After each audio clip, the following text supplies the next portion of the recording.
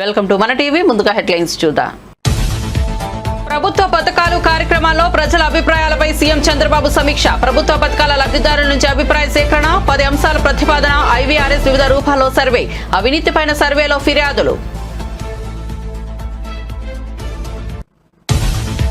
Indoor లో జై బాపు, జై భీమ్, జై సంవిధాన్ ర్యాలీలో పాల్గొన్న సీఎం రేవంత్ రెడ్డి. రాజ్యాంగ పరిరక్షణకు రాహుల్ గాంధీతో కలిసి మనం ఈ పోరాటం చేస్తున్నామని వెల్లడి. ఇది ఎన్నికల ర్యాలీ కాదు, ఇది ఒక యుద్ధమన్న రేవంత్ రెడ్డి. విశాఖ కోర్టుకు హాజరైన లోకేష్. నిజం ఎప్పటికైనా గెలుస్తుందన్న మంత్రి. 2019లో సాక్షి మీడియా తనపై రాసిన కథనంపై పరువు నష్టం దావా వేసిన మంత్రి. విచారణలో భాగంగా విశాఖపట్నం కోర్టుకు హాజరైన లోకేష్. నిజం తన వైపు ఉందని ఎన్నిసార్లైనా వస్తానని వ్యాఖ్య. ఆ హోర్డింగ్ చూసి నవ్వాలో ఏడవాలో అర్థం కావట్లేదని రేవంత్ రెడ్డిపై కేటీఆర్ ఆగ్రహం. కాంగ్రెస్ తెచ్చిన పెట్టుబడులు చూసి మనకు కడుపుమంట అంటున్నారని ఆగ్రహం. ఉద్యమం సమయంలో విద్యార్థులపైకి రేవంత్ రెడ్డి తుపాకీ గురిపెట్టాడన్న కేటీఆర్.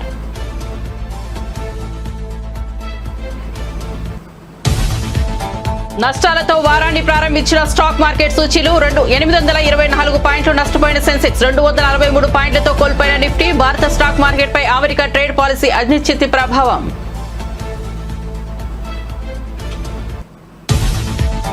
కుంభమేళాలో పుణ్యస్నానం ఆచరించిన కేంద్ర మంత్రి అమిత్ షా. త్రివేణి సంగమం వద్ద ప్రత్యేక పూజలు చేసిన అమిత్ షా. అమిత్ షాతో పాటు పాల్గొన్న యోగి ఆదిత్యనాథ్, రామ్దేవ్ బాబా. ఎల్లుండి మౌని అమావాస్య రోజు దాదాపు 10 కోట్ల మంది వస్తారని అంచనా.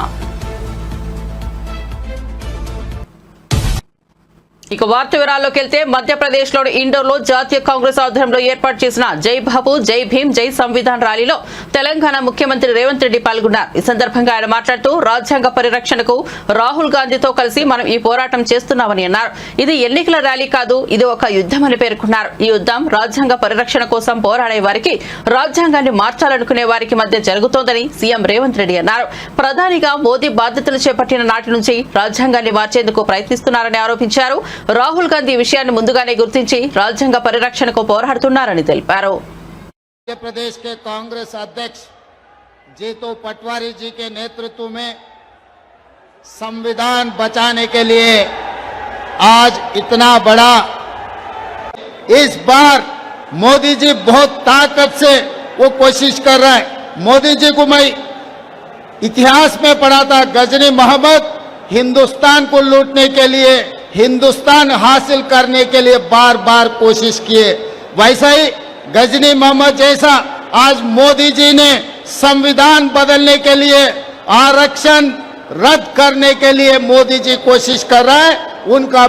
उनका कोशिश कामयाब नहीं होंगे, क्योंकि जब अंग्रेजों की, ब्रिटिशों को हरा के महात्मा गांधी जी ने इस देश को बचाया.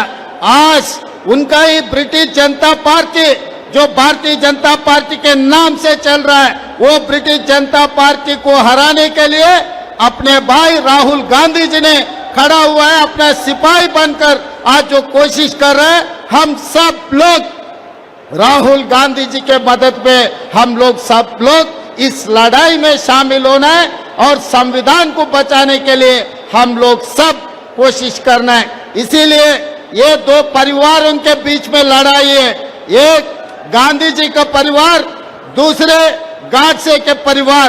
गाडसे के परिवार के तरफ से मोदी जी लड़ रहा है, गांधी जी के परिवार के तरफ से राहुल गांधी जी ने लड़ रहा है. इसीलिए हम सब लोग गांधी जी परिवार बनकर राहुल गांधी जी को मदद देना है.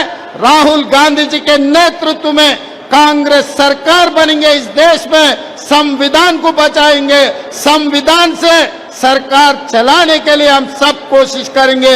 आप सब लोग यहाँ आकर कांग्रेस पार्टी के साथ राहुल गांधी जी के साथ दिया हुआ है. सबको धन्यवाद कहते हुए मैं यहाँ पर आपसे गुजारिश करता हूँ, कांग्रेस के साथ हम लड़ेंगे और साथ में रहेंगे और कांग्रेस के साथ रहकर बीजेपी के खिलाफ लड़ेंगे.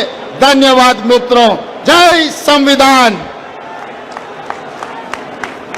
धन्यवाद.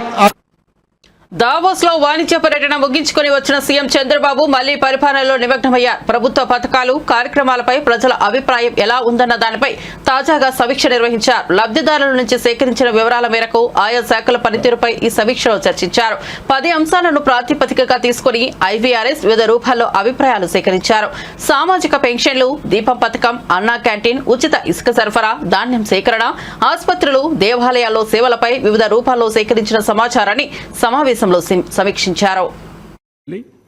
మళ్ళా దీన్ని గట్టెక్కించి రాష్ట్రాన్ని గాడిలో పెడతాం. Will do it.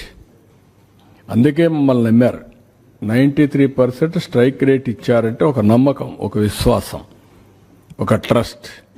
ఆ ట్రస్ట్ని బ్రీచ్ చేస్తే కరెక్ట్ కాదు. వాళ్ళ మారిగా బాధ్యత రాహిత్యంగా పనిచేయలేం, అట్లని చెప్పి ఇచ్చలవిడిగా చేయలేం. నేను అందుకనే ప్రజల్ని కాన్ఫిడెన్స్ తీసుకుంటున్నాను. I want to place everything before public. Time to time ఇస్తాను, నేను అన్నీ చేస్తాను. చేసిన తర్వాత ఏది కూడా సంపద సృష్టించినా, ఆదాయాన్ని పెంచినా, ఆదాయం ఎవరికి చెందుతుంది? It is a public. What all I create wealth, it is a public property. అందుకని ఇవన్నీ చేసి వాళ్ళకు కూడా గవర్నమెంట్లో డబ్బులు సంపద సృష్టించడమే కాదు, రైట్ టైంలో వాళ్ళకు కూడా వెసులుబాటు రావాలి. లేదు నేను సంపద సృష్టిస్తున్నాను తర్వాత ఇస్తాను, మీరు మాత్రం సఫర్ కండి అంటే సఫర్ అవ్వడానికి సిద్ధంగా లేరు. ఒక మిస్ గవర్నెన్స్, ఒక కరప్ట్ గవర్నెన్స్ చేసినప్పుడు దాన్ని కరెక్ట్ చేసి మళ్ళీ నేను ఏ విధంగా ట్రాక్లో పెట్టడమే కాకుండా వాళ్ళ ఇబ్బందులు కూడా అధిగమించే విధంగా I have to plan it. నేను మొత్తం క్యాపిటల్ ఎక్స్పెండిచర్గా పెడతా, అప్పటి వరకు మీరు వెయిట్ చేయండి, నేనేం మీకు ఇవ్వనంటే that is not fair. That nobody will. వాళ్ళు కూడా సఫర్ అయ్యేదానికి కరెక్ట్ కాదు.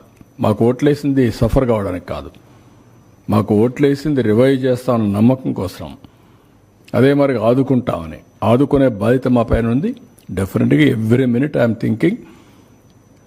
అయితే వాస్తవాలు కూడా ప్రజలకు చెప్పకపోతే ఇంకా నేను రాలేదే, లేకుంటే చేసేయలేకపోతున్నాడు, డబ్బులున్నాయి ఎందుకు చేయలేదు, నేను చేస్తా అన్నాడు కదా, నమ్ముకున్నాం కదా అనే ఫీలింగ్కి వస్తున్నారు. అది కూడా చెప్పాలి. ఇప్పుడు గవర్నమెంట్ ఆఫ్ ఇండియా ఇచ్చారు ఒక 15,000 కోట్లు, వరల్డ్ బ్యాంక్ నుంచి అమరావతికి ఇచ్చారు. ఒక 12,150 కోట్లు పోలవరానికి ఇచ్చారు. ఒక 11,114 కోట్లు రివైవల్కి ఇచ్చారు. సరే, మిగిలిన కొన్ని మేము ఈ వర్క్స్ అన్ని మీద పెట్టడానికి కొంత శాఖ కింద కొంత ఫండ్స్ ఇచ్చారు. కానీ ఆ డబ్బులు నేను వెల్ఫేర్కి ఇవ్వలేకపోతున్నాను. కనీసం అక్కడ పెడితే రివైవ్ అయితే, డెవలప్మెంట్ అయితే నాకు ఆదాయం పెరుగుతుంది. ఆదాయం పెరిగితే ఇస్తాం. ఇంకొంచెం ఫ్లెక్సిబిలిటీ కోసం ఆలోచిస్తున్నాం. ఎక్కడ ఫ్లెక్సిబిలిటీ వస్తే అక్కడ అవసరమైతే బారో చేసినా సరే I want to give my commitments. తల్లికి వందనం కానీ, లేకపోతే రైతులకు ఇవ్వాల్సిన రైతు 2019లో సాక్షి మీడియా తనపై రాసిన కథనంపై వేసిన పరువు నష్టం దావా కేసులో ఏపీ విద్యా, ఐటీ శాఖల మంత్రి నారా లోకేష్ విశాఖపట్నం కోర్టుకు హాజరయ్యారు. అనంతరం ఆయన మీడియాతో మాట్లాడారు. తాను విశాఖ విమానాశ్రయానికి పలుమార్లు వచ్చానని, టీడీపీ ప్రభుత్వం తనపై లాంచ్ లో 25 లక్షలు ఖర్చు పెట్టిందని సాక్షి తన కథనంలో రాసిందని మంత్రి ఆరోపించారు. దీనిపై అప్పట్లోనే పరువు నష్టం దావా వేశానన్నారు. ఆధారాలు లేకుండా ఎలాంటి వార్తలు ప్రచారం చేస్తే రీజైండర్ అవ్వాలని నోటీసులు జారీ చేశామని చెప్పారు. పదే ఆధారాలు లేకుండా దుష్ప్రచారం చేస్తున్నారని పేర్కొన్నారు. ఇవాళ కూడా మంత్రి హోదాలో విశాఖకు వచ్చిన పార్టీ ఆఫీసులో బస్సులో నిద్రించినట్లు తెలిపారు. అక్కడ ప్రభుత్వం నుంచి ₹1 కూడా తీసుకోలేదన్నారు. వాటర్ బాటిల్స్, రవాణాకు వాహనాలు సైతం తన సొంత డబ్బు నుంచే ఖర్చు పెట్టుకున్నట్లు చెప్పారు. ఈ విషయం తన తల్లి భువనేశ్వరి నుంచి నేర్చుకున్నట్లు పేర్కొన్నారు. ఈ కేసు విచారణకు ఇప్పటికీ 4 సార్లు హాజరయ్యానని, ఇంకా ఎన్నిసార్లు పిలిచినా విచారణకు హాజరవుతానన్నారు. నిజం తన వైపు ఉందని, ఎప్పటికైనా అది గెలుస్తుందని నమ్ముతున్నట్లు లోకేష్ చెప్పారు. లాంజ్లో నా పైన దాదాపు 25 లక్షల రూపాయలు ఆనాటి తెలుగుదేశం పార్టీ ప్రభుత్వం ఖర్చు పెట్టిందనే వార్త వేస్తాం జరిగింది. అప్పుడే నేను లీగల్ నోటీస్ కూడా జారీ చేశాను. మీరు క్షమాపణ చెప్పాలి, నేను ఎక్కడ ఆధారాలు లేవు, రాజ్యాంగం చాలా స్పష్టంగా ఆధారాలతో ప్రింట్ చేయాలి అని చెప్తుంది. అంతేగాని ఆధారాలు లేకుండా ప్రింట్ చేస్తే అది డిఫమేటరీ నేచర్ అని చాలా స్పష్టంగా చెప్తుంది. మీరు ఎట్టి పరిస్థితుల్లో రిజైండర్ ప్రింట్ చేయండి అని ఆనాటి సాక్షి కానివ్వండి, అదేవిధంగా దేశవ్యాప్తంగా ప్రింట్ అయ్యే, ప్రతి వారం ప్రింట్ అయ్యే మ్యాగజైన్ ద వీక్ కూడా మనం నోటీసులు జారీ చేస్తాం జరిగింది. ద వీక్ అవుతే ఇమీడియట్గా మా దగ్గరకు ఉన్న సమాచారం కరెక్ట్ కాదు, మీరు చెప్పిందే కరెక్టు, మేము రిజైండర్ ప్రింట్ చేస్తామని వాళ్ళు చాలా స్పష్టంగా ప్రింట్ చేస్తాం జరిగింది. కానీ బ్లూ మీడియా గురించి మీకు బాగా తెలుసు. తప్పుడు వార్త పదే పదే రాసి అది నిజం చేయాలని ప్రయత్నిస్తుంది. అదే రీతిలో వాళ్ళు ముందరికెళ్తున్నారు. అందుకే నేను గత 5 సంవత్సరాలుగా న్యాయ పోరాటం నేను చేస్తున్నా. ఇది 4వ వాయిదా. ఎన్నిసార్లే నేను వస్తాను, ఎందుకంటే నిజం నా వైపు ఉంది. గతంలో కూడా మీకు చెప్పాను. ఈ రోజు కూడా మంత్రి హోదాలో నేను వచ్చినప్పుడు పార్టీ ఆఫీసులో బస్సులో పడుకొని సొంత భోజనం నేను తింటున్నా తప్ప ప్రభుత్వం దగ్గర నుంచి కనీసం ఒక్క వాటర్ బాటిల్ కూడా నేను తీసుకోవట్లేదు. నేను ఇక్కడికి వచ్చిన వాహనం కూడా నా సొంత వాహనం, దాంట్లో డీజిల్ కూడా పోసుకుని నా సొంత నిధులతో, ఎక్కడ ప్రభుత్వం పైన ఆధారపడకూడదని మా తల్లి భువనేశ్వరి గారు నాకు చిన్నప్పుడు నేర్పించారు. అదే రీతిలో ముందరకెళ్తున్నా. ఎట్టి పరిస్థితుల్లో ఈ కేసు నేను లాజికల్ ఎండ్కి తీసుకెళ్తాను. ఎన్నిసార్లు వాయిదాలు వేసినా నాకు ఇబ్బంది లేదు, ఎన్నిసార్లు రమ్మన్నా నాకు ఎలాంటి మొహమాటం లేదు. ఎందుకంటే నేను తప్పు చేయలేదు. నిజం గెలిచడానికి కొంచెం ఆలస్యమైనా నిజం గెలుస్తుందని బలంగా నమ్మే వ్యక్తిని. గతంలో కూడా నేను అది చూశాను. నాకు నేను కట్టుబడి ఉంటా. ఇప్పుడు మీడియా మిత్రులు కానీ ప్రశ్న ఉంటే సమాధానం చెప్పిన చూద్దాం. అవును సార్. పటాన్చెరు కాంగ్రెస్ ఇన్ఛార్జ్ కాటా శ్రీనివాస్ గౌడ్ గాంధీ భవన్ లో పీసీసీ కమిటీలో సమావేశమయ్యారు. నియోజకవర్గ పరిణామాలపై కాటా శ్రీనివాస్ గౌడ్ కమిటీకి నివేదిక సమర్పించారు. బీఆర్ఎస్ హయాంలో కాంగ్రెస్ నేతలపై వేధింపులు కొనసాగుతున్నాయని, అధికారిక కార్యక్రమాలకు బీఆర్ఎస్ నాయకులకు మాత్రమే సమాచారం అందుతోందని ఫిర్యాదు చేశారు. ఈ ఆరోపణలకు సంబంధించిన ఫోటోలు, వీడియోలను కమిటీకి సమర్పించారు. అనంతరం పీసీసీ మీడియా కమిటీ చైర్మన్ సామా రామ్మోహన్ రెడ్డి మాట్లాడుతూ ఇళ్ల నిర్మాణానికి కేంద్రం 72,000 అందిస్తోందని, రాష్ట్ర ప్రభుత్వం 4 లక్షలు ఇస్తోందని వివరించారు. బండి సంజయ్పై విమర్శలు చేస్తూ రాష్ట్ర ప్రభుత్వం బలహీన వర్గాలకు ఇళ్లను నిర్మించేందుకు కట్టుబడి ఉందని, బీజేపీ ఇస్తున్న 5 కిలోల బియ్యం కేవలం 54 లక్షల కార్డులకు మాత్రమే పరిమితమని, తెలంగాణలో 90 లక్షల రేషన్ కార్డులు ఉన్నాయని తెలిపారు. వారికి పట్టణాభివృద్ధి శాఖ కింద ఉంటది. ఈ 2 డిఫరెంట్ మంత్రులు ఉంటాయి పైన కేంద్రంలో కూడా. పిఎం ఆవాస్ యోజన అర్బన్ కింద ఒకటి ఉంటది, పిఎం ఆవాస్ యోజన రూరల్ కింద ఇంకోటి ఉంటది. పిఎం ఆవాస్ యోజన రూరల్ కింద ఆయన అన్నాడు కదా, ఏ ఊరికి పోయినా కూడా ఈరోజు మేమిస్తున్నటువంటి పథకాలతో నడుస్తుంది. మేమిస్తున్నటువంటి వాటి మీదకెంచే వీళ్ళు చెప్పుకుంటా మా పేరు పెట్టకుండా ఇంద్రమ్మ పేరు పెడితే ఒప్పుకోమని అంటుండు కదా. మరి ఏ ఊర్లో పిఎం ఆవాస్ యోజన గ్రామీణాభివృద్ధి కింద నువ్వు గత 10 సంవత్సరాలలో కేంద్రం కింద ఇచ్చినటువంటిదో మీరు అధికారికంగా కాగితాలు పట్టుకొని రావాలి. ఇది కాంగ్రెస్ పార్టీ నుంచి ఓపెన్ ఛాలెంజ్ చేస్తా ఉన్నాం. అసలు కేంద్రం కించి ఎంత వస్తాయి, రాష్ట్రం కించి ఎంత వస్తాయి, ఈ పథకం ఏం చెప్తుంది అనేటటువంటిది ప్రజలకి తెలియాల్సినటువంటి అవసరం ఉంది. ఈరోజు పిఎం ఆవాస్ యోజన రూరల్ కింద ఈ పథకం ఏమని చెప్తుంది అని అంటే 1,20,000 రూపాయలు ఇంటికి ఇస్తారండి.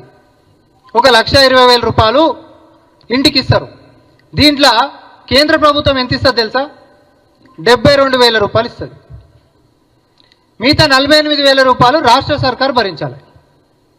పిఎం ఆవాస్ యోజన అర్బన్ కింద అంటే పట్టణాల్లో ఉంటున్నటువంటి దాని కింద 2.5 లక్షల రూపాయలు ఇస్తారు. ఈ పథకం కింద మొత్తం ఇంటికి విలువ కేంద్ర ప్రభుత్వం కట్టేది, పట్టణంలో పేదోళ్ళకి ఇచ్చేటటువంటిదేమో 2.5 లక్షల రూపాయలు. దీంట్లో కేంద్రం ఎంత ఇస్తుంది? 1,50,000 రూపాయలు ఇస్తుంది. రాష్ట్రం ఎంత భరించాలి? 1,00,000 రూపాయలు భరించాలి. అదే గ్రామాలలో అయితే పిఎం ఆవాస్ యోజన గ్రామీణాభివృద్ధి శాఖ కింద ఉంటుంది. 2 మంత్రులు వేరు, మన ముఖ్యమంత్రి గారు మన డెలిగేషన్ ఇద్దరు కలిసిరు. 72,000 రూపాయలు ఇంటికి ఇచ్చేటటువంటి దాంట్లో ఈ ప్రభుత్వం ప్రజాప్రభుత్వం ఏర్పడ్డ తర్వాత ప్రతి పేదవాడికి ఇల్లు కట్టిస్తామనేటటువంటి మాట ఇచ్చినటువంటి మేము, కట్టించినటువంటి చరిత్ర ఉన్నటువంటి మాకు ఆ ఇంద్రమ్మ పేరు మీద సాక్షాత్ ప్రతి ఊర్లో ఒక మాటనే ఉంటుంది, హనుమన్ల గుడి లేని ఊరు లేదు, ఇందిరమ్మ ఇల్లు లేని వాడలేదని ఉత్తగన్నారు. ఏ ఊరికైనా పోతే ఇందిరమ్మ ఇల్లు కట్టించినటువంటిది ఒక ఊరు చూపిస్తారా ఈరోజు తెలంగాణలో? Open challenge. ఇదే 10 సంవత్సరాలలో ఏ మారుమూల ప్రాంతానికన్నా పోతే ₹1 చెందినటువంటి ఇల్లు చూపిస్తామని బీజేపీకి నుంచి బండి సంజయ్ గారు జవాబు చెప్పాలి. టోటల్ 10 సంవత్సరాలలో నువ్వు ఊర్లలో కట్టేటటువంటిది రూరల్ డెవలప్మెంట్ కింద ఒక్క ఇంటికి అనా పైసా నువ్వు ఇయ్యలేదు. ఈరోజు చేసి అంటాడు ఏ పేరు పెట్టినా నరేంద్ర మోడీ గారు బొమ్మ పెట్టాలంట. దేనికి పెట్టాలండి బొమ్మ? అలా ఇంకొకటి మనం ఎంత ఇస్తున్నామండి? రాష్ట్ర సర్కారు నుంచి ఇందిరమ్మ ఇల్లు కట్టించేటప్పుడు 5 లక్షల రూపాయలు బీసీ బిడ్డలకి, ఎస్సీ ఎస్టీ బిడ్డలకేమో 6 లక్షల రూపాయలు మనం ఇస్తున్నాం. 6 లక్షల రూపాయలు మనం ఇస్తే ఆయన రూరల్ డెవలప్మెంట్ కింద మనం పోయి అడిగినాం. నిజం చెప్పాలంటే కాంగ్రెస్ పార్టీ బీజేపీ అంటే 2 భద్రశత్రులు లెక్క కొట్టుకోవాలి. కానీ మీకు గుర్తుండాలి, ప్రధానమంత్రి గారు వచ్చినప్పుడు అదే వేదిక మీదకించి ప్రజల ముఖ్యమంత్రి అయినటువంటి చిత్తశుద్ధి ఉన్న నాయకుడు గౌరవనీయులు ముఖ్యమంత్రి వర్యులు రేవంత్ రెడ్డి గారు ఏమన్నారు? రాజకీయాలకు అతీతంగా భేషజాలకి పోకుండా నా తెలంగాణ ప్రజలకి మేమిచ్చినటువంటి హామీలలో నెరవేర్చడానికి పెద్దన్న పాత్ర లెక్క కేంద్రం ముందుకు రావాలి. దానికి ఎన్ని మెట్లైనా మేము దిగడానికి సిద్ధం.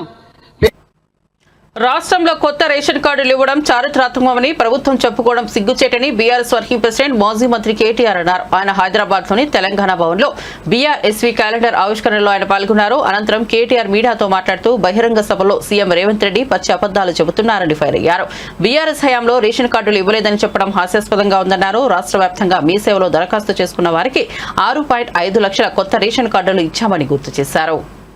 అటు వ్యవసాయమైనా భారతదేశానికే ఒక దిక్సూచిలాగా అన్ని రంగాలలో అభివృద్ధిని సంక్షేమాన్ని సమతుల్యంగా నడిపింది మన నాయకుడు కేసీఆర్ గారు అనే విషయం మీకు తెలుసు. ముఖ్యంగా విద్యారంగమే తీసుకుంటే కేసీఆర్ గారి నాయకత్వంలో మనం చేసిన కొన్ని కార్యక్రమాలు బహుశా భారతదేశంలో స్వాతంత్ర అనంతరం ఏ రాష్ట్రంలో కూడా జరగలేదు అంటే అది అతిశయోక్తి కానే కాదు.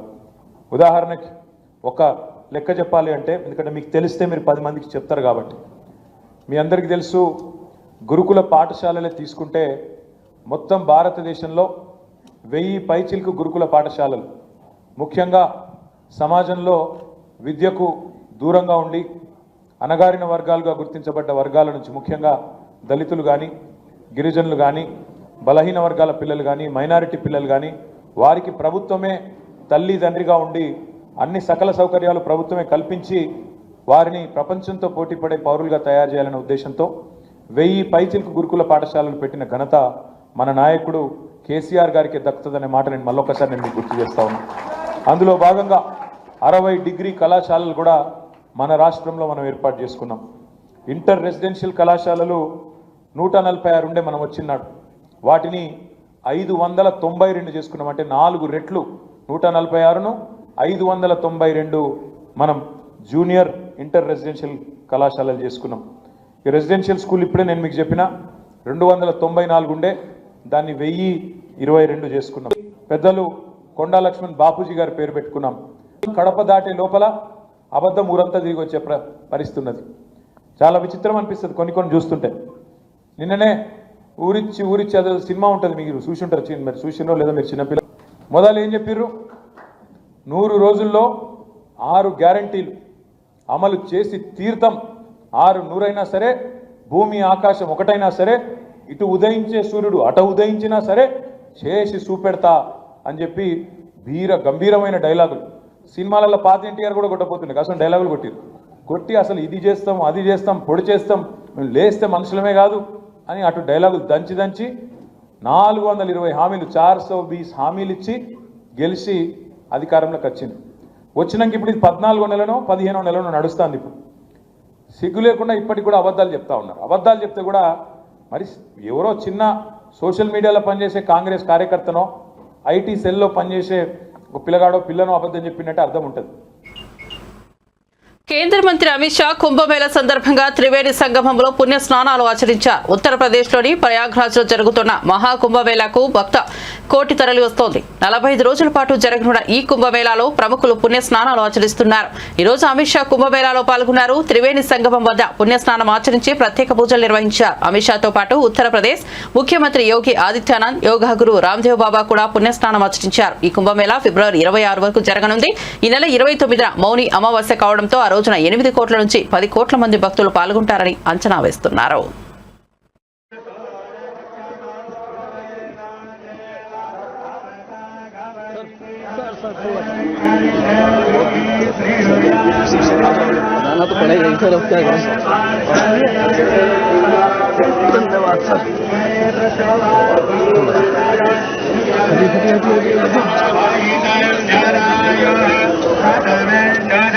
भाई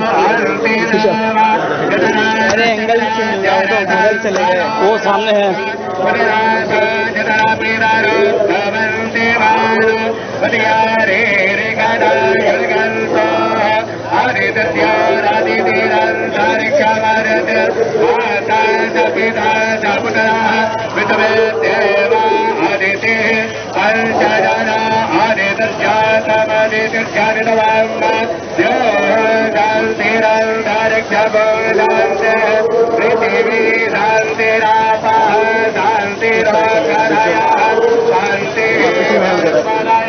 टीम से क्या करना सर, थोड़ा सा सर कहानी पलट गई भाई।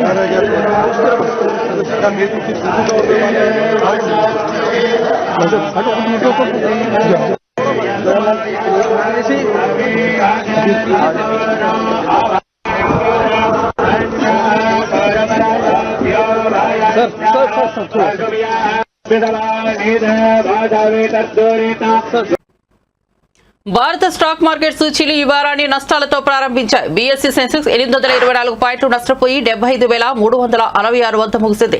నిఫ్టీ 263 పాయింట్లు నష్టపోయి 22,829 వద్ద స్థిరపడింది. అమెరికా ట్రేడ్ పాలసీపై అనిశ్చితి కొనసాగుతుండడం, విదేశీ నిధులు తరలి వెళ్తుండడం, అంతర్జాతీయ మార్కెట్ల నుంచి బలహీన సంకేతాలు భారత స్టాక్ మార్కెట్ తీరతెన్నులను నిర్దేశించాయి. అమెరికా అధ్యక్షుడు డొనాల్డ్ ట్రంప్ వివిధ దేశాలపై తమ వాణిజ్య ట్రాఫిక్లను సవరిస్తుండటంతో ఇన్వెస్టర్లు ఆచితూచి వ్యవహరిస్తున్నారు. ఇవాళ ట్రేడింగ్ లో ICICI Bank, Hindustan Unilever, Mahindra and Mahindra, SBI, Maruti, LNT షేర్లు లాభపడ్డాయి. Axis Bank, Kotak Mahindra Bank, ITC, Asian Paints, NTPC షేర్లు నష్టాలు చవిచూశాయి.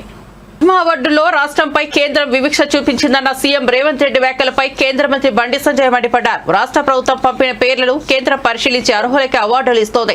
ఏ పేరు పెడితే ఆ పేరు పంపితే ఇవ్వరు. గద్దర్కి అవార్డు ఎలా ఇస్తాం? ఆయన భావజాలాలేంటి? ఎందరో బీజేపీ నేతలను చంపిన వ్యక్తుల్లో గద్దర్ ఒకరు. బరాబర్ ఆయనకు పద్మ అవార్డు ఇవ్వమని కొండబద్దలు కొట్టారు. ఎవరి పేరు పంపాలి, వాళ్ళ పేరు పంపాలి. కేంద్రం ఆలోచిస్తుంది. మీరు పంపిన పిల్లలు ఇస్తారా? ఇది అన్ని ఆలోచిస్తారు.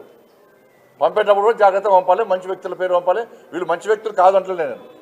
పద్మశ్రీ అవార్డు వచ్చేటువంటి స్థాయి వ్యక్తులను పంపాలి. పంపిస్తారు. ఎట్టిస్తామన్నా?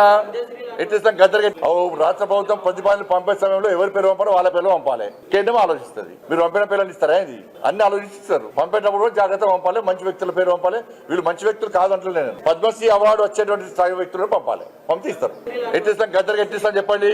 ఆయన భావజాలం ఏంది? ఎంతమంది భారతీయ జనతా పార్టీ కార్యకర్తలు మర్డర్ చేసిన వ్యక్తులు ఆయన ఎట్టిస్తాం మేము? పక్కయ్యం. మా కార్యకర్తలు చంపితే మా కార్యకర్తలు చంపిన కార్యకర్తల పాటలు పాడిన వ్యక్తి గద్దర్. అనేక మంది పోలీసులను ఎన్కౌంటర్ చేసిన విషయంలో గద్దర్. ఎట్లిస్తాం? మీరు వంశం ఇస్తాం. ఏంది అవార్డ్స్? భయపడే ప్రసక్తి లేదు, వెనుకపోయే ప్రసక్తి లేదు. వందల మంది భారతీయ జనతా పార్టీ కార్యకర్తలు నమ్మిన సిద్ధాంతం కోసం భారత్ మాతా కీ జై అని చెప్పి ఆందోళన చేస్తుంటే నక్సల్స్ భావజాలం గద్దర్ మా కార్యకర్తను హత్య చేయించిండు. ఎన్ఐఏ ఎంక్వైరీ చేసింది గద్దర్ గారి మీద.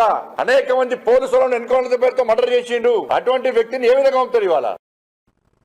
దివంగత ప్రజా గాయకుడు గద్దర్ పై కేంద్ర మంత్రి బండి సంజయ్ చేసిన వ్యాఖ్యలకు ఎంపీ చామల కిరణ్ కుమార్ రెడ్డి కౌంటర్ ఇచ్చారు. ఈ మేరకు ఆయన సోమవారం ఎక్స్ వేదికగా బీజేపీకి జై కొడితేనే పద్మ అవార్డులు ఇస్తారంటూ ఒక వీడియో విడుదల చేశారు. ప్రజా యుద్ధ నౌక గద్దర్ గురించి కేంద్ర మంత్రి బండి సంజయ్ మాటలు హాస్యాస్పదమన్నారు. ఆయన ఒక కేబినెట్ మినిస్టర్ అని మరిచి మాట్లాడుతున్నారని మండిపడ్డారు. మీరు గద్దర్ గారి గురించి, గద్దర్ గారి భావాజాలం గురించి మాట్లాడుతారు. అది వింటేనే హాస్యాస్పదంగా ఉంది. మీరు ఒక కేబినెట్ మినిస్టరా, కార్పొరేటరా? మీరు ఎందుకంటే మీరు అధికారంలో ఉంటే బీజేపీ భావాజాలం ఉన్న వాళ్లకు, రైట్ వింగ్ భావాజాలం ఉన్న వాళ్ళకే మేము పద్మ అవార్డులు ఇస్తామని చెప్పినట్టుగా ఉంది. మీరు రాష్ట్రపతిని, ప్రధాని చిన్నతనం చేసినట్టుగా ఉంది మీ మాటలు.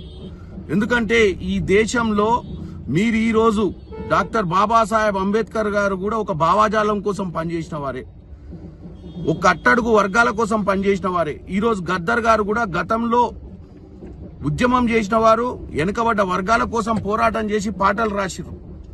మధ్యన మీరు పరేడ్ గ్రౌండ్ లో పెడితే మీ నరేంద్ర మోడీ గారి దగ్గర కూడా వచ్చిన విషయాన్ని మీరు మర్చిపోయినట్టు. అంటే ఈ విషయం చూస్తే రానున్న రోజులలో భారతదేశంలో బీజేపీ పాట పాడిన వారు, బీజేపీ వంతు పలికిన వారికే అన్ని వస్తాయని చెప్పినట్టుగా ఉంది మీరు. కాబట్టి దయచేసి మీ మాటలు విత్డ్రా చేసుకోవాలి. ఈ దేశంలోనే కాదు, ప్రపంచంలోనే ఒక రైట్ వింగ్, లెఫ్ట్ వింగ్ భావాజాలం ఉంటది. ప్రతి దగ్గర అధికారం మారుతూ ఉంటది. కానీ ఈ అవార్డులు అనేది నిష్పక్షపాతంగా ఇవ్వాల్సినటువంటి పరిస్థితి ఉంటది. బీఆర్ఎస్ వర్కింగ్ ప్రెసిడెంట్ మాజీ మంత్రి కేటీఆర్ వ్యాఖ్యలపై స్టేట్ ఫైనాన్స్ కార్పొరేషన్ చైర్మన్ బంటు శోభారాణి మండిపడ్డారు. ఇప్పటికే నువ్వు విలన్ కు తక్కువ, జోకర్ కి ఎక్కువ అయిపోయాడని విమర్శించారు. కేటీఆర్ అనవసరమైన మాటలు మాట్లాడకు, మీ పని అయిపోయిందని ఫైర్ అయ్యారు. మీరు చేసిన మోసాలు ఒక్కొక్కటిగా బయటకు వస్తున్నాయన్నారు. తెలంగాణ ప్రజలు అసహించుకుంటున్నారన్నారు. ఏ మొహం పెట్టుకుని మాట్లాడుతున్నారని మండిపడ్డారు. ఈ మేరకు ఆమె తాజాగా ఒక వీడియో విడుదల చేశారు. గాడిదలను చూస్తుంటే గుర్రాల విలువ తెలుస్తుందని కేటీఆర్ కామెంట్స్ చేశారని ఆగ్రహం వ్యక్తం చేశారు. పర్యటనలో గౌరవ ముఖ్యమంత్రి గారి పర్యటన బ్రహ్మాండంగా విజయవంతమై 1,78,000 కోట్ల రూపాయలు ఇవాళ తెలంగాణ రాష్ట్రానికి వచ్చినాయి. కానీ ఇవాళ కేటీఆర్ మాట్లాడుతూ ఉన్నాడు, గాడిదలను చూస్తేనే గుర్రాల విలువ తెలుస్తుంది అనేది మాట్లాడినాడు, కామెంట్ చేస్తా ఉన్నాడు. నిజంగానే గాడిదల పరిపాలన అయిపోయింది. గుర్రాల్లాగా పరిగెత్తిచ్చే సమయం ఆసన్నమైంది వాళ్ళ తెలంగాణ రాష్ట్రాన్ని. మీరు గాడిదలు కాబట్టి గాడిదలను కాసుకుంటా తెలంగాణ రాష్ట్రానికి ఏం తీసుకురాకుండా గాడిద పళ్ళుదో మీరు ఇన్ని రోజులు ఏం చేసిరని మాట్లాడుతూ ఉన్నారు. తెలంగాణ రాష్ట్రానికి ఇన్ని లక్షల కోట్ల రూపాయలు వస్తున్నందుకు బుద్ధుంటే అభినందించాలి, లేదంటే నోరు మూసుకొని కూర్చోవాలి తప్పిస్తే అనవసరమైనటువంటి మాటలు మాట్లాడి ఇప్పటికే నువ్వు విలన్ కు తక్కువ, జోకర్ కి ఎక్కువ అయిపోయినావు. అనవసరంగా మాట్లాడొద్దు కేటీఆర్. ఇంకా అయిపోయింది, మీ పని అయిపోయింది. మీరు చేసినటువంటి మోసాలు వల్ల తెలంగాణ రాష్ట్ర ప్రజలు అసహించుకుంటా ఉన్నారు. మీరు చేసినటువంటి మోసాలను కూడా ఒక్కొక్కటి బయటపడతా ఉన్నాయి. ఏం మొహం పెట్టుకుని ఇక ప్రజల ముందుకు మాట్లాడుతున్నారో అర్థం కావట్లేదు. ఇప్పటికైనా నీకు ఏ మాత్రమైన ఇంగిత జ్ఞానం ఉంటే అభినందించు. వైసీపీ నాయకుడు రాచమల్లి శివప్రసాద్ రెడ్డి మాట్లాడుతూ 4 రాజీనామాలు జరిగాయని, పార్టీ బలహీనపడిందని అనుకోవడం తప్పని చెప్పారు. నాలాంటి వారు పార్టీ కోసం పనిచేసేవారు కోకొల్లలుగా ఉన్నారని తెలిపారు. జగన్మోహన్ రెడ్డికి నాయకుల బలం అవసరం లేదు, ఆయనకున్న బలం ప్రజాబలమని పేర్కొన్నారు. టీడీపీ అధికారంలోని లేని రోజుల్లో ఆ పార్టీ నేతలు వైసీపీలో చేరిన సందర్భాలను గుర్తు చేస్తూ జగన్మోహన్ రెడ్డికి ప్రజల మద్దతు అతని నిజమైన బలమని తెలిపారు. పార్టీపై ప్రజల నమ్మకం ఏమాత్రం తగ్గలేదని, వైసీపీ ముందుకే సాగుతుందని ఆయన నమ్మకం వ్యక్తం చేశారు. మరికొంతమంది జగన్మోహన్ రెడ్డి గారి ద్వారా రాజ్యసభ పదవులను, మంత్రి పదవులను, ఎమ్మెల్యే పదవులను, కౌన్సిల్లో అత్యున్నతమైన పదవులను అనుభవించి పేరును, ప్రఖ్యాతిని, సంపదను అన్నిటినీ అనుభవించి పార్టీ అధికారంలో లేని ఈ సందర్భంలో, నాయకుడు పోరాటం చేస్తూ ఉన్నటువంటి ఈ సందర్భంలో ఆ నాయకుణ్ణి వదిలిపోవడం అన్నది వారి సంస్కారానికే వదిలేస్తున్నాం. జగన్మోహన్ రెడ్డి గారికి ద్రోహం చేస్తున్నారు వీళ్ళు.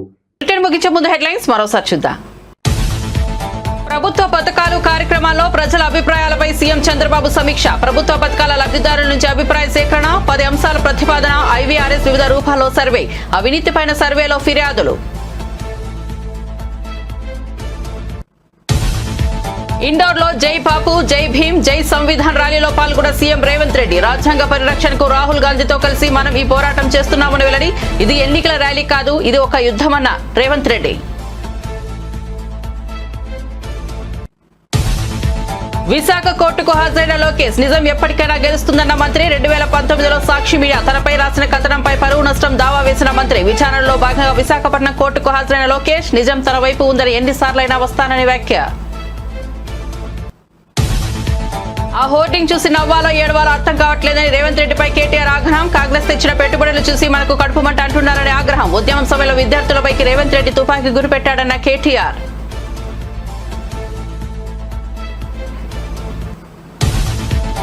నష్టాలతో వారాన్ని ప్రారంభించిన స్టాక్ మార్కెట్ సూచీలు. 824 పాయింట్లు నష్టపోయిన సెన్సెక్స్ 243 పాయింట్లతో కోల్పోయిన నిఫ్టీ. భారత స్టాక్ మార్కెట్ పై అమెరికా ట్రేడ్ పాలసీ అనిశ్చితి ప్రభావం.